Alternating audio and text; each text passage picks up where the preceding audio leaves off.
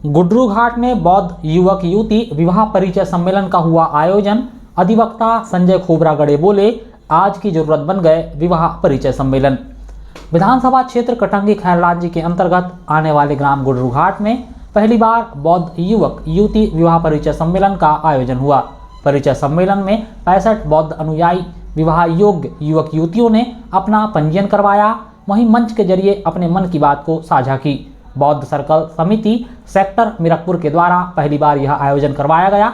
अधिवक्ता संजय खोबरागड़े, अधिवक्ता अशोक वासनिक, जिला पंचायत सदस्य प्रकाश उके, जनपद सदस्य आलोक पाटिल, जनपद सदस्य दिनेश नागदेवे, तहसील अध्यक्ष जिला बौद्ध संघ तिरोड़ी दलित मेश्राम, सुरेश घाटे, सर्कल अध्यक्ष राजेंद्र मेश्राम, सुरेश उके, भोजराज वासनिक, पुष्पलता नागदेवे के विशेष आतिथ्य में परिचय सम्मेलन की शुरुआत हुई, जहां सबसे पहले अतिथियों के द्वारा तथागत गौतम बुद्ध और संविधान शिल्पकार डॉक्टर बाबा साहब भीमराव अंबेडकर के छायाचित्र का पूजन किया गया और पुष्पांजलि अर्पित की गई। तत्पश्चात त्रिशरण पंचशील संपन्न हुई।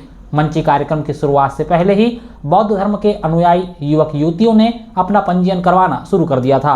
मंची कार्यक्रम को संबोधित करते हुए अधिवक्ता संजय खोबरागड़े ने कहा कि परिचय सम्मेलन एक ऐसा मंच है जो दो परिवारों को आपस में मिलाता है।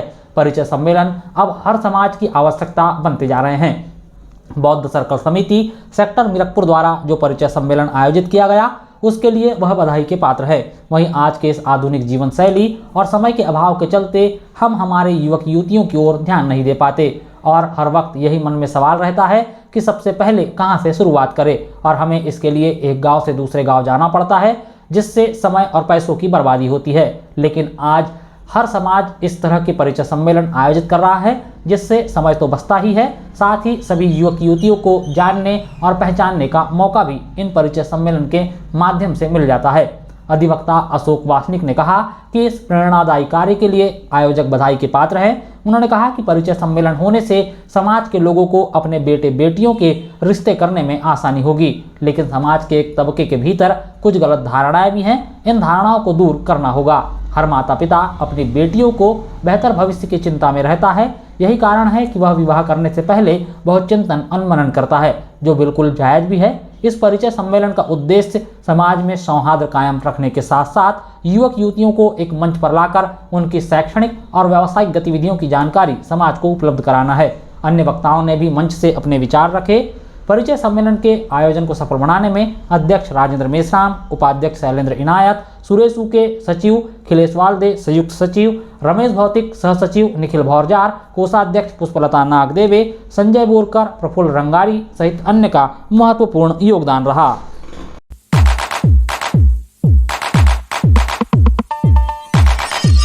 जवाहर नवोदय विद्यालय के पास संजीवनी 108 में महिला का हुआ प्रसव, जच्चा बच्चा दोनों सुरक्षित।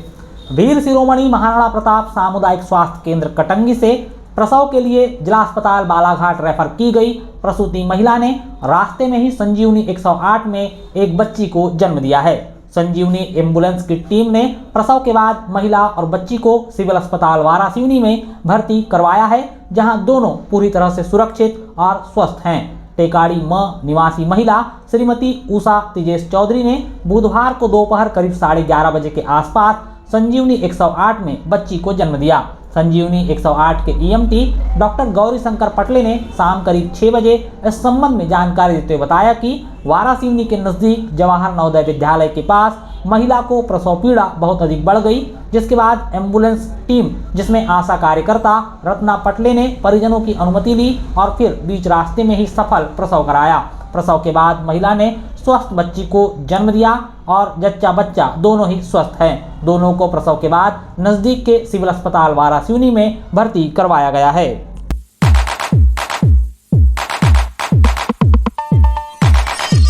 निरंकारी संत समागम का हुआ आयोजन। संत बोले, ब्रह्म ज्ञान से ही आत्मज्ञान संभव। विकासखंड कटंगी के ग्राम घुनाड़ी के शासकीय माध्यमिक शाला स्कूल परिसर में बुधवार को निरंकारी संत समागम के वार्षिक उत्सव का आयोजन हुआ। विस्तार असीम की ओर की थीम पर आयोजित समागम में संत मिथिलेश चौबे ने कहा कि ब्रह्म ज्ञान से ही आत्मज्ञान संभव है। उन्होंने ब्रह्म विचारों से सत्संग को संबोधित करते हुए बताया कि मनुष्य मोक्ष प्राप्ति के लिए शास्त्र ज्ञान, कर्म भक्ति, योग, प्रार्थना, ध्यान, भजन, समाधि और योग आदि अनेक विधियां अपनाता है। इंसान इन सभी कर्मों के कारण खुद को अहंकार में डुबोकर ज्ञानी होने का दावा कर लेता है। आध्यात्म में मोक्ष प्राप्ति की एक ही विधि है कि पूर्ण ब्रह्मज्ञानी गुरु की शरण में जाकर पूर्ण ज्ञान प्राप्त कर सकते हैं। हमारे वेद ग्रंथ भी इस बात की पुष्टि करते हैं। निरंकारी बाबा सदगुरु हरदेव सिंह महाराज की शरण में आकर जो कोई प्रार्थना करता है उसे ब्रह्म ज्ञान मिलता है और वह हर कण में ईश्वर को मानता है। महात्मा ने कहा कि ज्ञानार्थी को गुरु ही मार्ग दिखाता है, लेकिन उपलब्धि खुद की पात्रता के बिना नहीं होती। शिष्य की पात्रता के लिए उसका संयम आवश्यक है। प्रज्ञा भक्ति, संपूर्ण भाव, विनम्रता और गुरु कृपा से जो ब्रह्म ज्ञान प्राप्त होता है वह शिष्य की प्रज्ञा ही है। आत्मा तो निर्वस्त्र है, प्रत्यक्ष है, सामने है। यह पर्दा केवल हमारी आंखों पर पड़ा है, सद्गुरु दृष्टि से अनावृत करता है।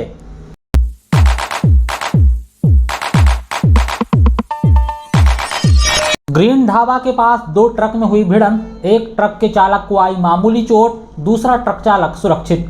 कटंगी से बोनकट्टा मुख्य सड़क मार्ग पर ग्राम कटेधरा के नजदीक ग्रीन ढाबा के पास में दो ट्रक के बीच भिड़ंत हो गई। हादसे में एक ट्रक चालक को मामूली चोट आई, जबकि दूसरा ट्रक चालक सुरक्षित बच गया। घटना बुधवार की शाम करीब 4:30 बजे के आसपास की है। मिली जानकारी अनुसार बोथवा धान उपार्जन केंद्र से धान लेकर चिकमारा केप की तरफ आ रहा ट्रक क्रमांक MH34 AB 0825 दूसरे ट्रक से आमने सामने टकरा गया। यह हादसा ट्रक ड्राइवरों की लापरवाही से हुआ है। प्रत्यक्षदर्शियों ने बताया कि दोनों ट्रक जय महाराष्ट्र ट्रांसपोर्ट कंपनी के हैं। ट्रक क्रमांक MH34 AB 0825 जो बोथवा की तरफ से चिकमारा केप की तरफ धान लेकर जा रहा था, उसके चालक ने विपरीत दिशा से आ रहे अपने साथी के साथ बीच सड़क पर ट्रक को रोककर बातचीत करने की कोशिश की, लेकिन वाहन में दोनों के बीच ठीक तरह से समझ नहीं बन पाई और विपरीत दिशा से आ रहे ट्रक ने तेज रफ्तार से टक्कर मार दी, जिससे ट्रक क्रमांक MH34 AB 0825 को क्षति हुई है और ट्रक सड़क किनारे पेड़ से टकराने से पहले रुक गया। ट्रक चालक को मामूली चोट आई। हादसे के बाद विपरीत दिशा से आ रहा ट्रक धान भरने के लिए रवाना हो गया। गनीमत की बात तो यह रही कि सड़क हादसे के दौरान मुख्य सड़क मार्ग पर आवागमन बिल्कुल ही कम था, वरना जनहानि हो सकती थी।